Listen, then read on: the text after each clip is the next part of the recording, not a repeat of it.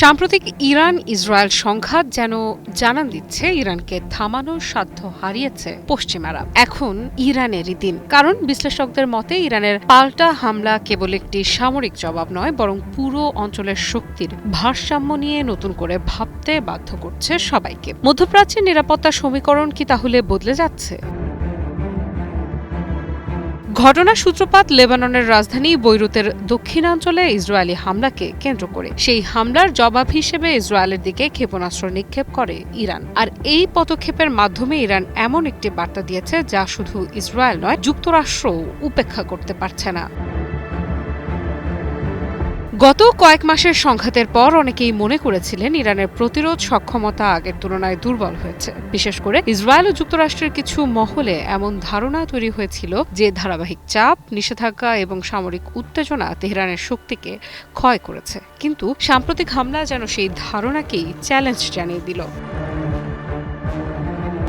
বিশ্লেষকেরা বলছেন ইরান দেখিয়ে দিয়েছে যে তাদের সামরিক অবকাঠামো এখনও কার্যকর রয়েছে। শুধু তাই নয়, প্রয়োজন হলে খুব দ্রুত সিদ্ধান্ত নিয়ে প্রতিক্রিয়া জানানো সম্ভব। অর্থনৈতিক চাপ কিংবা রাজনৈতিক সংকট তাদের প্রতিরোধ ক্ষমতাকে ভেঙে দিতে পারেনি। এটাই ছিল হামলার সবচেয়ে গুরুত্বপূর্ণ বার্তা। আর এখানেই তৈরি হয়েছে নতুন এক বাস্তবতা।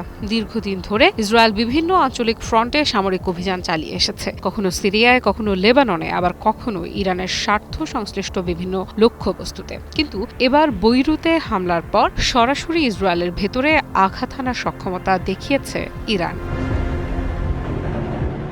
ফলে প্রশ্ন উঠছে, ভবিষ্যতে লেবাননের বিরুদ্ধে যে কোনো অভিযান কি শুধুই লেবাননের মধ্যে সীমাবদ্ধ থাকবে, নাকি তার প্রতিক্রিয়া সরাসরি ইসরায়েলের অভ্যন্তরে গিয়ে পড়বে? বিশ্লেষকদের মতে এই অনিশ্চয়তাই এখন ইসরায়েলের জন্য নতুন চ্যালেঞ্জ।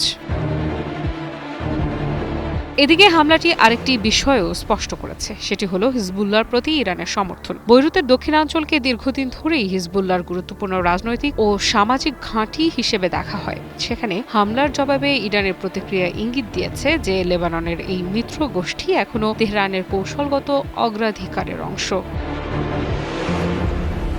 তবে বিষয়টি শুধু ইসরায়েলকে ঘিরে নয়, অনেক বিশ্লেষক মনে করছেন এই হামলার মাধ্যমে যুক্তরাষ্ট্রকেও একটি বার্তা দিয়েছে ইরান। সাম্প্রতিক সময়ে কূটনৈতিক চাপ ও আঞ্চলিক সমীকরণে ওয়াশিংটনের প্রভাব বাড়ানোর চেষ্টা চলছিল, কিন্তু তেহরান দেখাতে চেয়েছে কূটনীতির পাশাপাশি সামরিক সক্ষমতাও এখনও তাদের অন্যতম শক্তিশালী হাতিয়ার। সবচেয়ে গুরুত্বপূর্ণ বিষয় হলো যুদ্ধের পর দ্রুত পুনর্গঠনের সক্ষমতা। আধুনিক যুদ্ধের বাস্তবতায় শুধু অস্ত্র থাকা যথেষ্ট নয়, বরং ক্ষতির পর কত দ্রুত বাহিনী ও কমান্ড কাঠামো সচল করা যায় সেটি বড় বিষয়। বিশ্লেষকদের মতে ইরান অল্প সময়ের মধ্যেই সেই সক্ষমতার প্রমাণ দিয়েছে।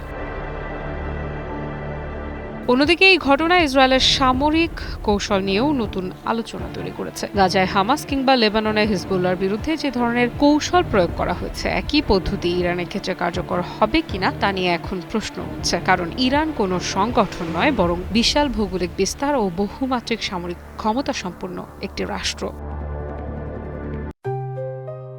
JBS holdings limited. ফলে ইসরায়েলের ওপর ইরানের সাম্প্রতিক ক্ষেপণাস্ত্র হামলাকে অনেক পর্যবেক্ষক মধ্যপ্রাচ্যের নিরাপত্তা কাঠামোয় এটি গুরুত্বপূর্ণ মোড় হিসেবে দেখছেন। এটি শুধু একটি দিনের সামরিক ঘটনা নয়, বরং ভবিষ্যতের সংঘাত প্রতিরোধ এবং কৌশলগত হিসেব নিকেশের নতুন ভিত্তি হয়ে উঠতে পারে। তাই বলাই যায় এই সংঘাত মধ্যপ্রাচ্যের নিরাপত্তা সমীকরণ বদলে দিচ্ছে। আফরিদা ইফরাত, নিউজ 24।